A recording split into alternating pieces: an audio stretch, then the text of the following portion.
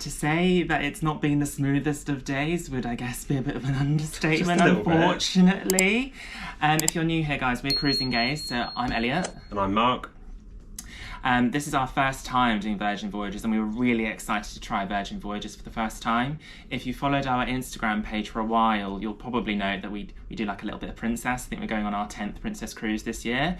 But we thought, you've got to try new things. We were kind of persuaded to try something new, and we were really excited to try Virgin Voyages, but it just hasn't been the best start. So today's been a funny day.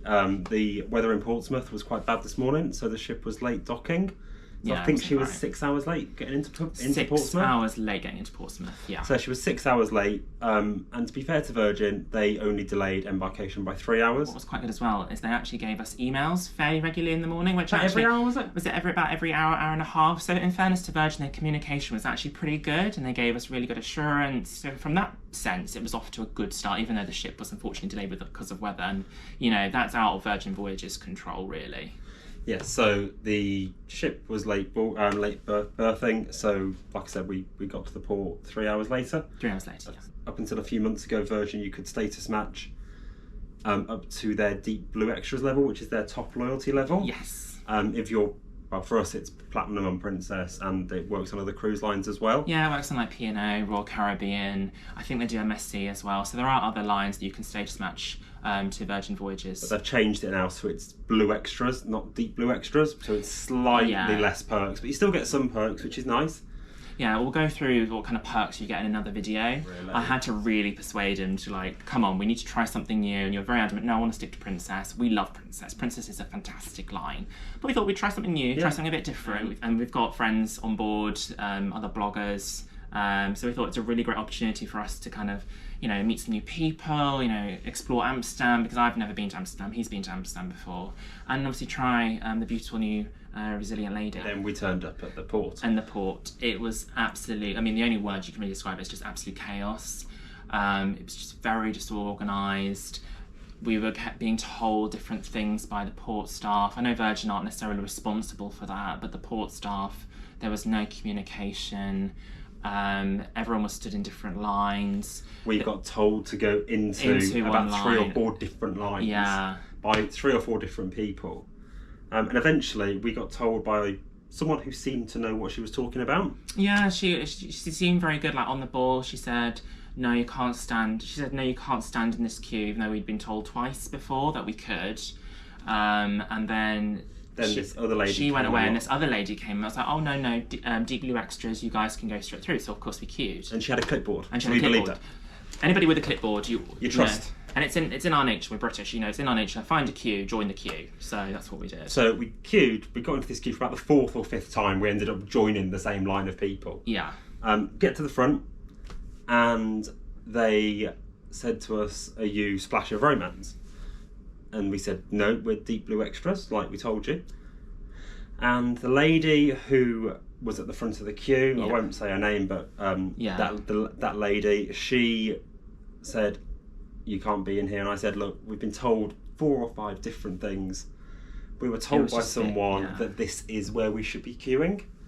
And she then said, "Right, well, you need to come to one side." And I said, "Look, I'd rather stand here and get this sorted." Can we please just wait here?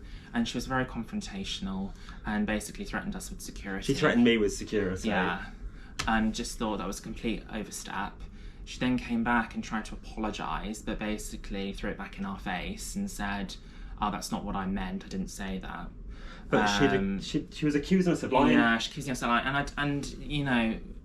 at the end of the day, people's communication can all be different, but we weren't threatening, we weren't abusive, we were just confused, we kept being told different things, and just to be threatened with security we just thought was completely out of character. But I will say that one of the port managers did actually come over and speak to us, and do you know what, he was really good.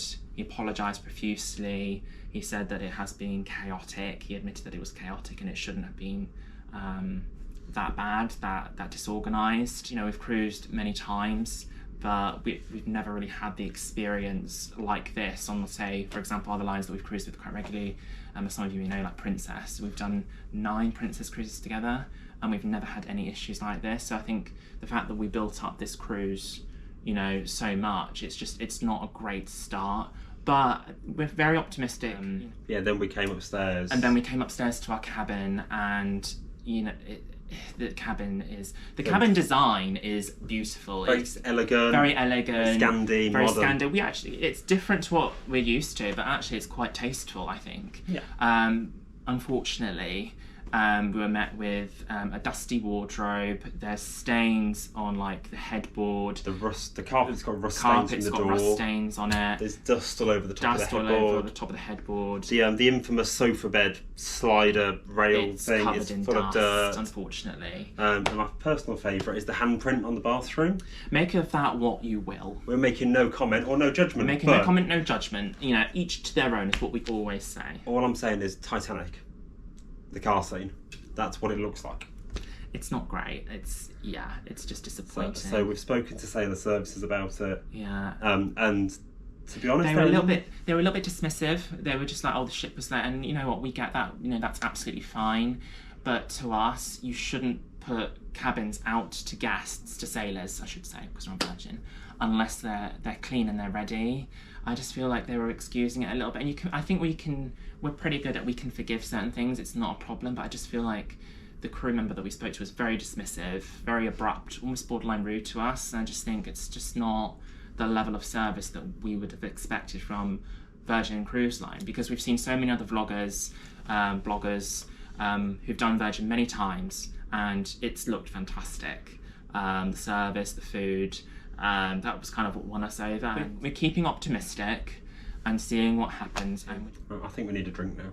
Yes, we're going to go away, and I think we're going to have a little explore of the ship and just see what's happening, maybe bump into a few people. Yeah. And we need to get booking. We need to get booking. You can't book certain things till you're on board. Yes, that's actually something that's actually a really good point, Arnie. So one thing to bear in mind is you have to do the safety drill video before you're allowed to book anything. So if you want to do anything like the grog walk, for example, which we're booking tonight with friends, book it as soon as you can, because those spaces do fill out really, really quickly. But you need to watch the video, which you can do on your phone. Yeah, which is good. And then you need to go to your muster station and tap in. So very similar to other cruise lines with digital musters. Yeah, very similar. That sense is very similar.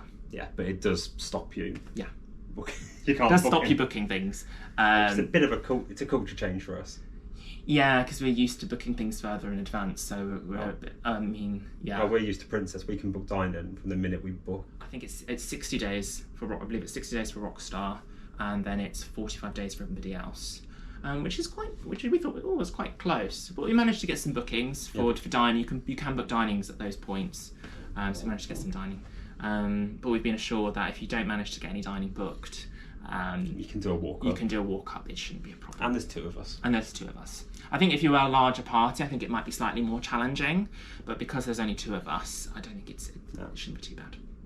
No, I haven't fact-checked this, but I'm sure someone said they only released 30% of dining before sailing. Yes, that could be correct, actually. So they only released 30%, so you get on board, you've effectively got more than 200% of the availability that you'd have had on the app. Yeah. Right. Yes. I need a drink. We're going to go and get a drink. We'll keep you all updated. Keep watching, and hit that subscribe button if you haven't already. So we will be back. So we'll catch up with you all very soon. This is Mark in the wild trying to figure out where everything is. I'm confused. Where are we going? I don't know. Where should we go? Do you want to go up? Let's go up. Let's go up. Yeah. Right. So, just walking around. I don't even know which deck this is on, to be perfectly honest. She is an absolutely beautiful ship. In terms of design, really, really beautiful. Very different to other cruise lines. Because that's the half fun, though, right? Just trying to find something new, and just seeing what's about. Bumping into people. So keep exploring. Okay, so I stand corrected. We're actually on deck 16, which I think is the highest deck. No, there's one more deck. Perched on 17. That's what I mean. It's so confusing. Where I think the top of the sunbathing is. Well, we now need to go.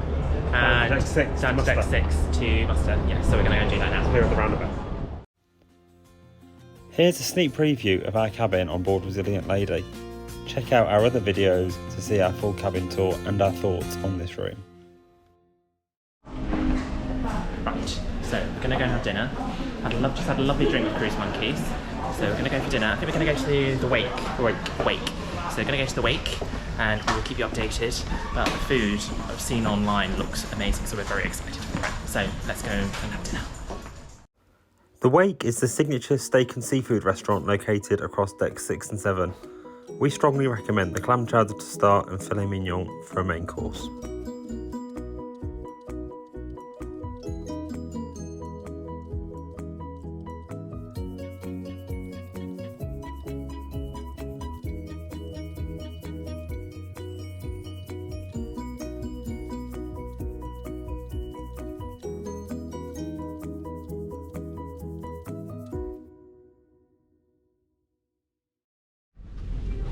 Hi everyone, so we're in our fourth cabin. Cabin looks much better, you know, gotta keep going. So we're now off to the Pyjama Party, which we're really excited about actually. As you can see, I've got my little pink love hearts and Marcus has got his little rainbow stripe, can't speak, number. Yeah. So we're just off there now, so we will see you in a little bit. The first night on board Virgin Voyages is typically the Pyjama Party. The party's hosted in the Manor, a 2-storey event space located on deck 6. We spent the evening dancing and laughing into the early hours.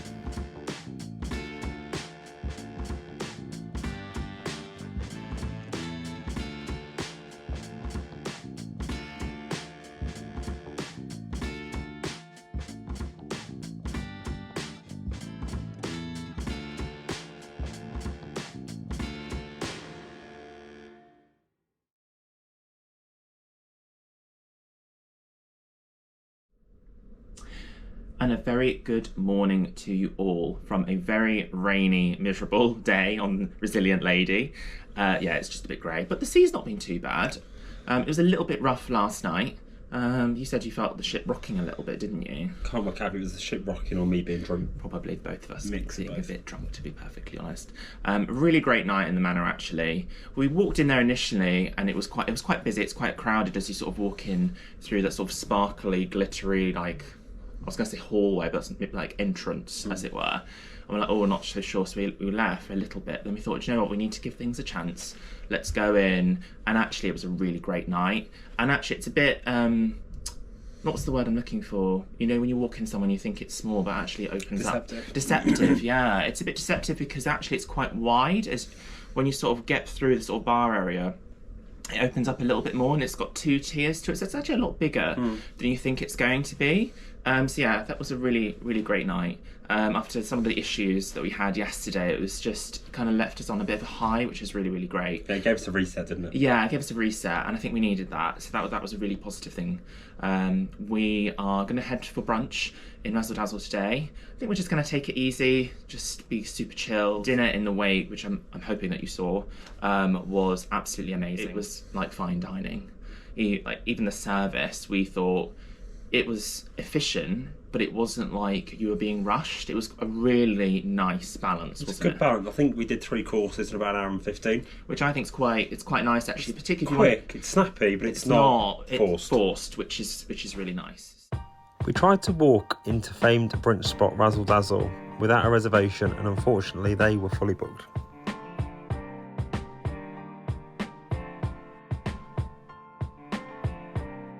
We decided to head to the galley on deck 50, which has a wide selection of grab and go options alongside a variety of tasty cook-to-order snacks and meals. There are also tea and coffee facilities and soft drink self-service machines available here. After lunch, we decided to explore the open decks. This included the running track and the perch.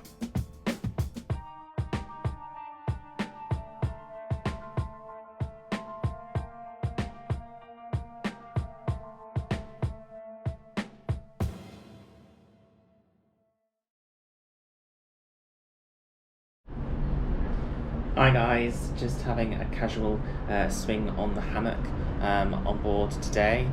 I have to say it's actually very comfortable, and you kind of have to get yourself into a bit of an odd position to get into it, but once you're used to it, oh my god, you could just fall asleep. I can get how people do actually fall asleep on these hammocks. So we had a lovely lunch in the galley. We both had a burger and some fries, and actually it was really good. Service was very efficient, crew were lovely, really, really great. This afternoon, I think we're just gonna head down to a little party we've got this afternoon, which will be lovely, a few drinks with some friends. And then tonight, we've got dinner in Extra Virgin, which we're really looking forward to, and hopefully we'll be able to get into Amsterdam a little bit later this evening, but of course we will keep you updated.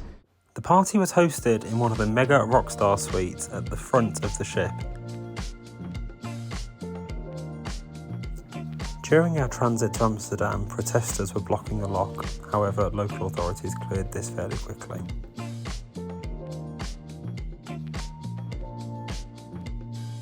As you can see, it was an afternoon packed with fun and antics, including Lindsay from Sweet Natured attempting to limbo.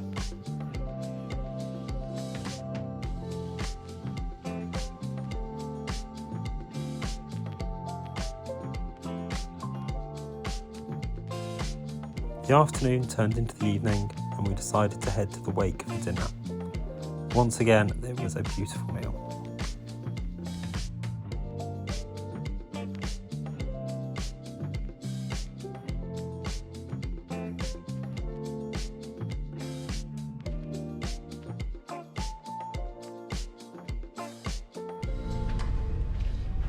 Hello. We have just had another beautiful meal at the wake. You can never have too much wake in our opinion. I think we're going to head out to Amsterdam now, so we're going to see where the night holds, and yeah, kind of take it from there really, and just see what happens. So we will no doubt catch up with you all soon. Thanks for watching part 1 of our Resilient Lady vlog series. Stay tuned for part 2 and don't forget to subscribe and turn notifications on.